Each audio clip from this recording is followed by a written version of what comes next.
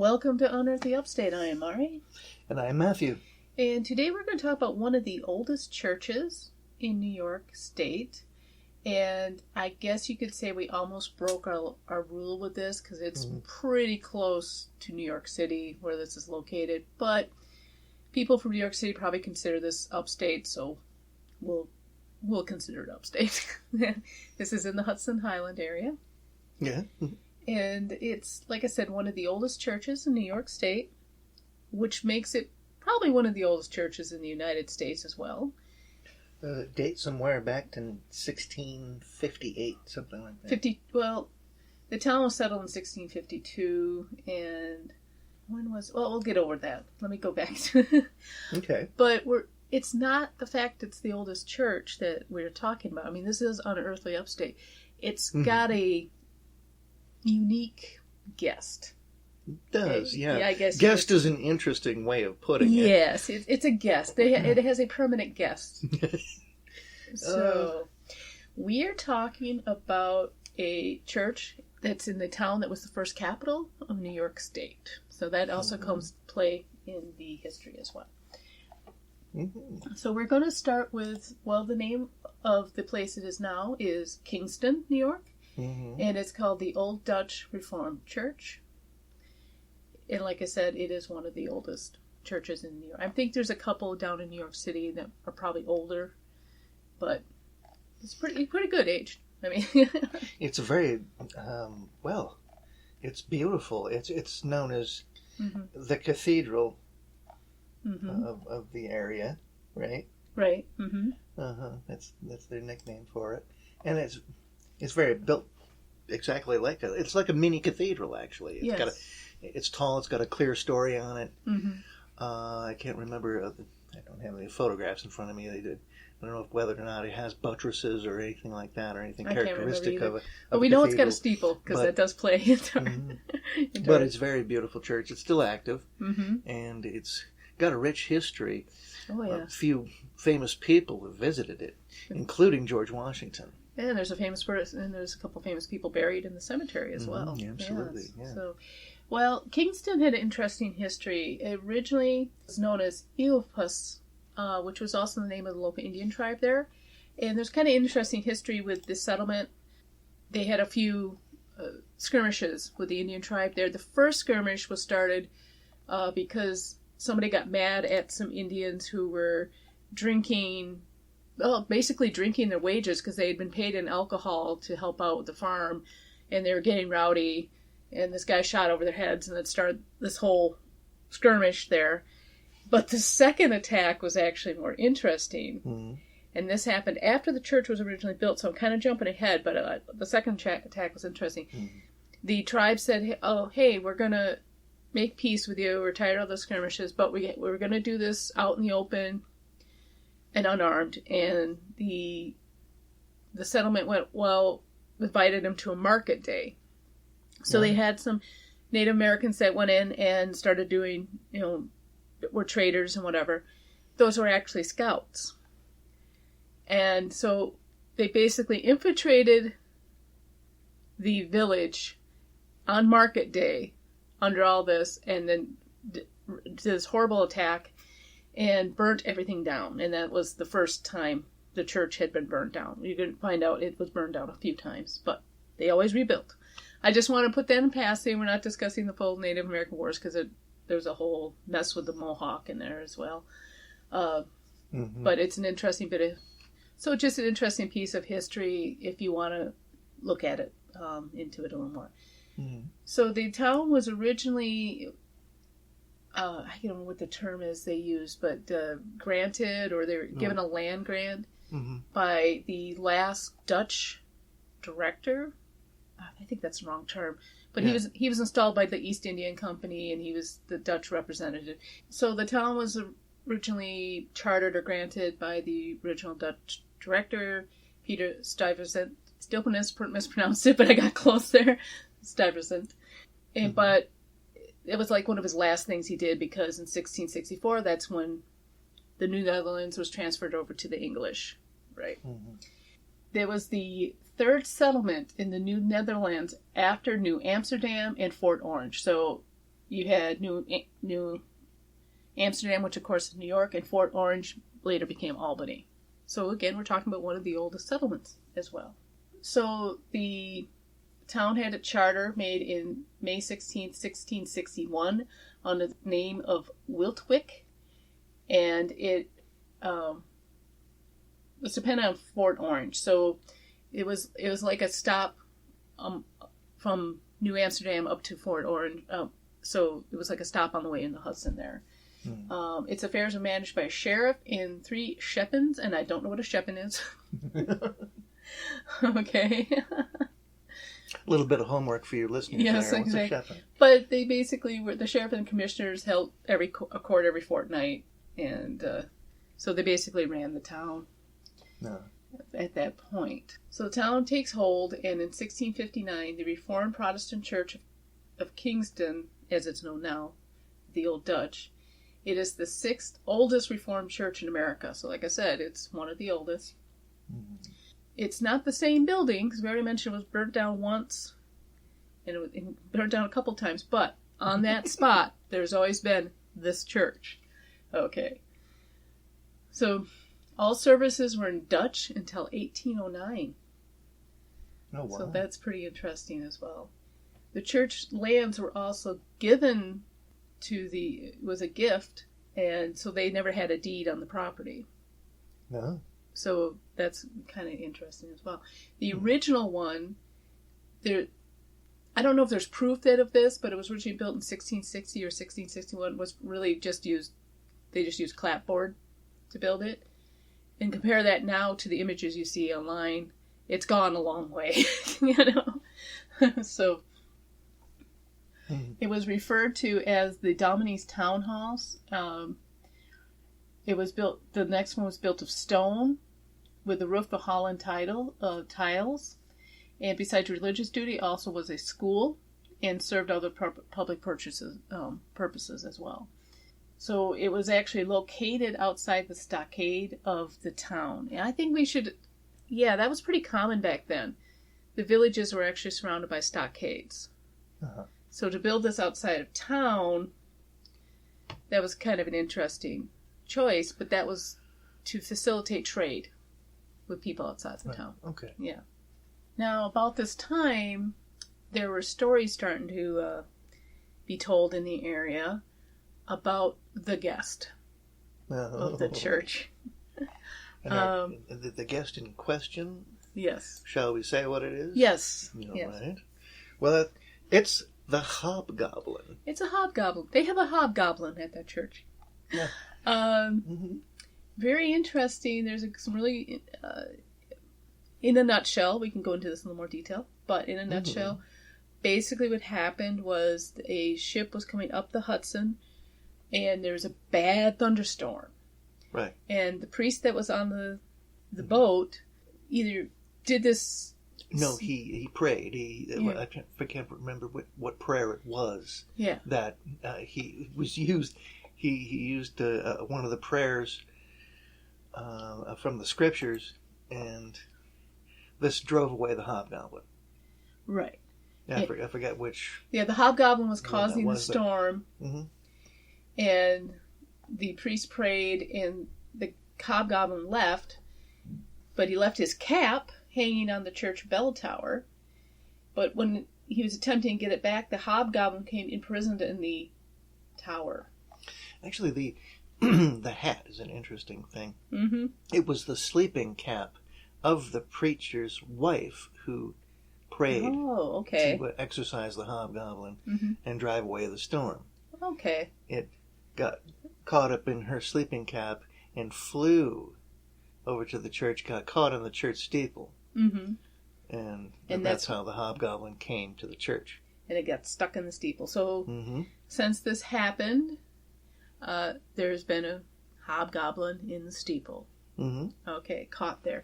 And he's supposedly still there. But the interesting thing is, there were a couple of other problems. Let's jump ahead to the Revolutionary War. And the Battle of Saratoga is raging, right? Mm-hmm. But Kingston also gets caught up. And in October 16th, 1777, there was an attempt to relieve the pressure on Burgoyne's British forces in Saratoga at the point. Clinton, British units, Henry Clinton, he had attacked and captured Fort Montgomery and Fort Clinton, also in the Hudson Highlands. Then he sent forces under the command of John Vaughan to raid the valley. So then that's when they attacked Kingston, which at this time was the capital of New York. So they hadn't moved the capital up to Albany at this point. So the state government takes off, and they burn Kingston, and they destroy almost 300 buildings at the time. So that was the second time the church burned. So the Hobgoblin, well, I don't know if he was in the steeple at that point or not. The stories make it sound like he was prior to the burning, but he must have been caught in that ground then, would you say? Mm-hmm. Yeah. Because he's still there. He is still there. Yeah, supposedly. Supposedly, yeah. Yep. So, correction, it wasn't burned to the ground, it was just gutted. So the steeple was still standing. So, okay. So they had to rebuild it at this point, and it was fully restored in 1790, but it was demolished in 1836. Okay. Again, this kind of reminds me that, that bit from Monty Python. Yeah. Right. I built the castle, it fell in the swamp, and then I built another castle. But, right. It's neat. They keep rebuilding on this spot. Mm-hmm. And but the main reason why they were rebuilding was things started to fall apart on it. They had to put a new roof in. They decided to put a clock tower in, which is interesting because there is a story about the Hobgoblin in the clock as well. Mm. Apparently, it doesn't say, it's not the Roman numeral 12 at the top. It's the Roman numeral 13. So there's an extra, how it's XII for 12? Mm-hmm. Well, apparently it's actually XIII, and they blame the Hobgoblin for that. But we got it wrong, so blame it on the goblin. Mm-hmm. Now, there is a cemetery, of course, attached to it, and one person that's buried there is Governor Clinton. Mm. First governor of New York. He was governor there in Kingston. Now, didn't he serve as vice president to a couple of presidents as well? Mm-hmm. You always ask me that, and my notes are so bad tonight. My notes are so bad. You answer your own question that time. Okay. But he was... I think he was. Yeah, he was buried in a different place at first, and then they moved him to the Old Dutch Cemetery, church cemetery, because his grave could face the stairs of the building that was served as the first capital, which I thought was a nice touch there. So, mm-hmm. Yeah. Yes, George Clinton served as vice president under two separate presidents, Thomas Jefferson and James Madison. Okay. Mm-hmm. Hey, we're going to go to another... there was another bad storm in the 1840s. The church was full. This has happened on August 23rd. And it was one of those nasty, humid summer days. You know what I'm talking about. Oh, yeah. And the church went out 10 minutes past 12. They let out. And about 20 minutes after that, a huge thunderstorm rose up with the lightning. And it struck the Dutch church in the steeple, made a large hole, passed down through the rafters on both sides, and shattered the west door and windows. Woof. Yeah. And then the ceiling fell where it passed through down the pulpit and broke one of the lamps that was standing on it. And just think, if it had been 20 minutes earlier that storm hit, the congregation would have been inside. Yeah. So that was very lucky, yes. So yes. Very lucky that no one got injured. Mm-hmm. Mm-hmm. Because hobgoblins, by and large, are mischievous. Yes. They're not murderers. No. Well, not generally. So the hobgoblin, we think at this point, is caught in there. Do you think he caused that storm? He was getting kind of upset, he caused the storm. But he waited till people were out of the church. Absolutely. Maybe we should go into a little bit of the Hobgoblin. I want to be an asshole, but not a murdering asshole. You know, we made a bad assumption here. What is a Hobgoblin? We're just assuming everybody knows. Oh, that's right. I just realized we're assuming. Let's go into the etymology of Hobgoblin. Now, hobgoblins are spirits, okay, of the hearth. They're usually. That's the way the folklore goes. And once considered helpful. But then, once things shifted from paganism to Christianity, the mischievousness of some hobgoblins became a little nefarious. Whereas, the hearth and home kind of hobgoblins that went around and, fixed your shoes and ironed, your shirts during the night, right, were still considered beneficial. But the term hob comes from elf. Now, it's also a metal shelf at the side or back of the fireplace. Okay. That's where the creature of the hearth comes from. Oh, all right, right. And so the meaning hobgoblin may be simply referring to a household goblin or spirit that resides there to protect the household. But goblin is supposed to be a mischievous and ugly fairy. And hob is simply a rustic name for a countryside goblin. But hob is also generally referred to as diminutive of Robert. So that's interesting. Anyway. So we talked about the gnomes in the Hudson Highland, and now this goblin was in the Hudson Highlands as well. So that's very interesting. There's a lot of little fae folk in the Hudson Highland area and in the Catskills. So that's very interesting. What are your thoughts on that? The fact that there's gnomes and hobgoblins in that area. And that they were transported from the old country to this one? Probably. But they came along with, of course. Probably along with the garden variety spiders. But I find it interesting because I don't know if there was much mining in those areas. I know there was minings in the Adirondacks, a lot of mining, which surprised me because we could have knockers up there. That's right. Goblins just aren't found in the house. Right. They're also found out in the countrysides. Now, spirits of nature. Now I mentioned knockers. Knockers are? I think they're Cornish, but they're like goblins or hobgoblins. They live in mines, and they start making noises when danger's around. Oh, wow. So they're often heard like before earthquakes and that. And it's interesting. You can hear earth popping before an earthquake. So that's probably where the stories of the knockers came from. But there's another interesting thing about hobgoblins who are beneficial to the household. They're also seen as small, hairy people, like those that are brownies. They're considered actually, the hobgoblins are seen as being related to the brownies, right? Somewhat, and that's where when you wake up and the odd jobs are done. That is. And then you get this other extreme of hobgoblin who is basically a spirit of nature. Right. Like the one in question. Does this hobgoblin have a name? This one doesn't, but it did have a place of residence because it was when they were passing by Dundenberg, which is a mountain near West Point.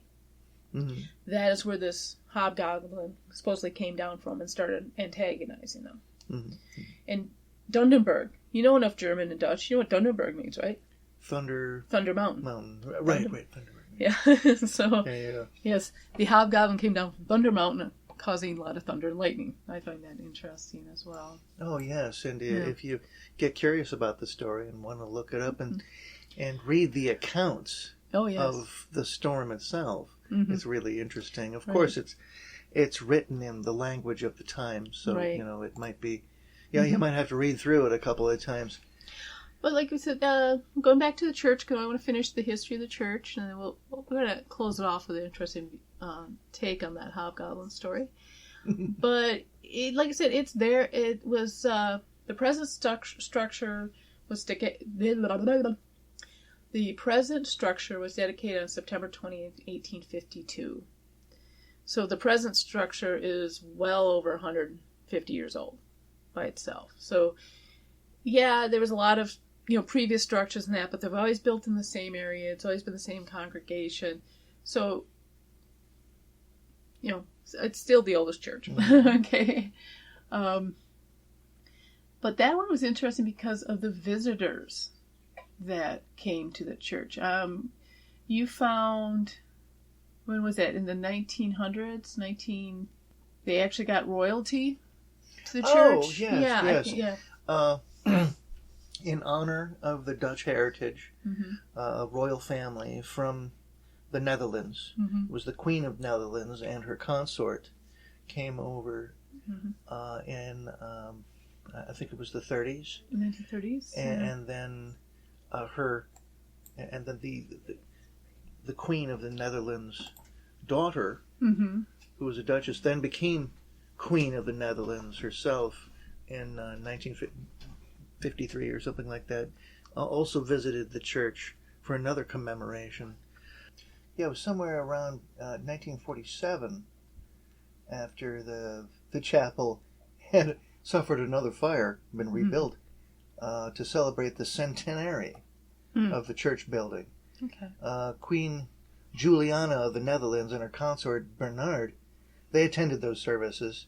And then in 1959, her daughter, as Queen of the Netherlands, Princess Beatrix, followed her up then, and during the commemoration of Henry Hudson's voyage up the river. Okay. So, yeah, it was visited by royalty. Yes. That, so. Anyway, I misread before. Remember I said the painter thing? The last two sightings, I misread the time, so I'm going to clarify something here. The last two sightings of the Hobgoblin, one happened in 1852 when a painter that was painting the steeple died of painter's colic. Painter's colic? Painter's colic is what it's called. But he fell off the church. So, I don't know what painter's colic is. In my mind, it might be, depending what he's painting with. Clarify me. A lot of the paints, what time frame are we talking about here? 1852. All right, you got lead going. Okay, all right.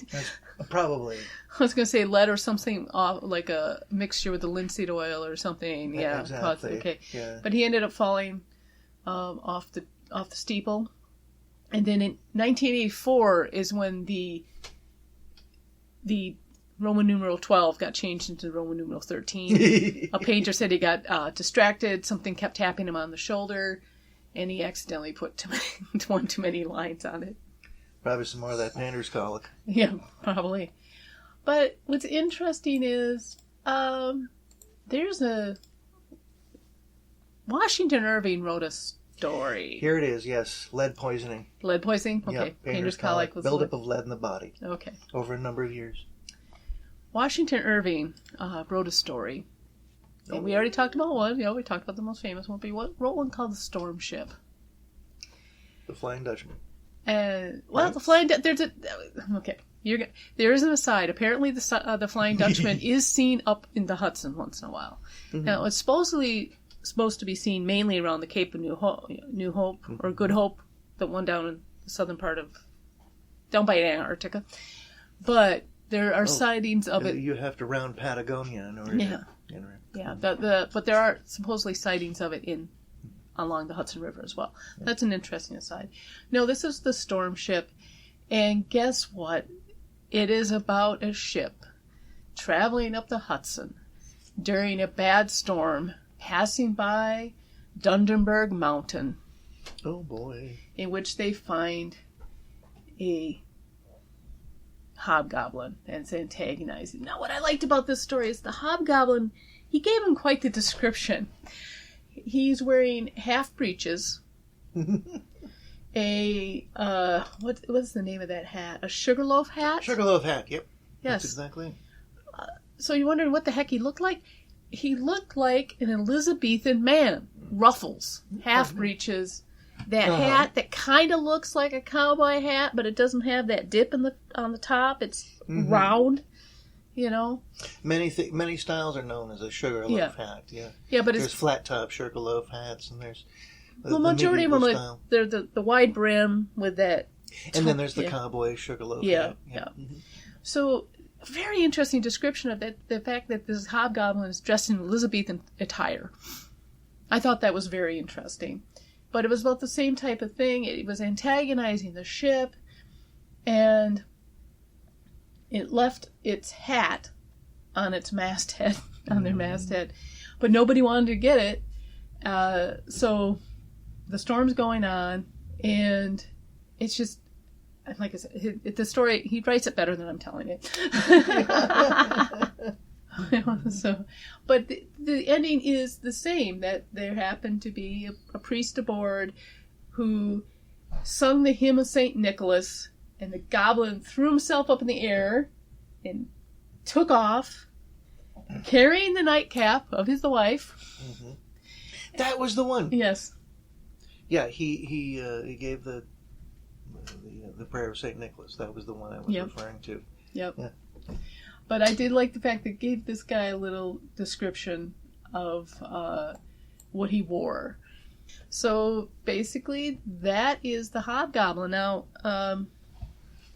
what do you think came first, the legend of the church or the story, Washington Irving? Now, Washington Irving wrote a lot of the folktales down. Mm-hmm. Keep that in mind. But what's your opinion? Well, that's how the Hobgoblin came to be. He kicked up in this storm, and Domine Van Geysen, who was the minister. Yeah. Okay, I finally found the name in the story here. He was the one that sung the hymn of St. Nicholas, and then the Hobgoblin got caught up in her sleeping cap and wound up on the steeple. Right. I think it's very interesting that hobgoblins are associated with things like clothing. You can get trapped in clothing, trapped in places, which means it's kind of like this idea of putting spirits into inanimate objects, or or having just a wild spirit, like a nature spirit, like a hobgoblin, caught up in a article of clothing. But it's very specific. Right. It seems in each of the stories, it's got to be a hat. A hat? Or something. Well, hobgoblins seem to be very, have an affinity for hats. Right, right. Mm-hmm. Well, you know what's interesting? I glanced through my notes, and here's a little side about the hobgoblins we didn't mention before. Dobby is a name for hobgoblin. Oh, yes, I noticed that too. Yeah, but they don't say anything about socks with that one. No, I think that's one made up by the author. But Dobbies were very benevolent. They would cure diseases. They would help people out. And again, another hobgoblin of the hearth. Yeah, yeah. But yeah, like I said, it didn't say anything about if they like socks or not.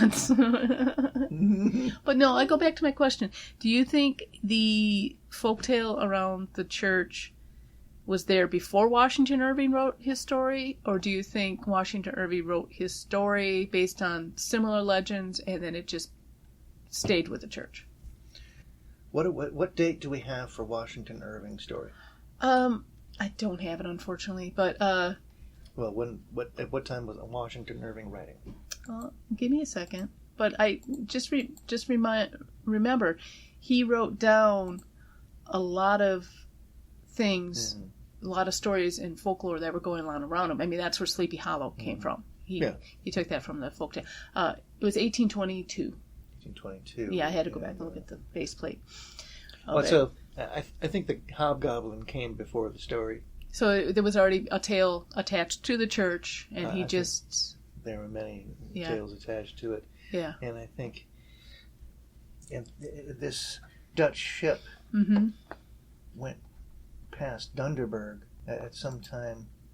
The pastor and his family were visiting friends, relatives in New York at the time, and that's why they were coming. This is how they were coming back home. Right. Okay. And so that's how the incident took place.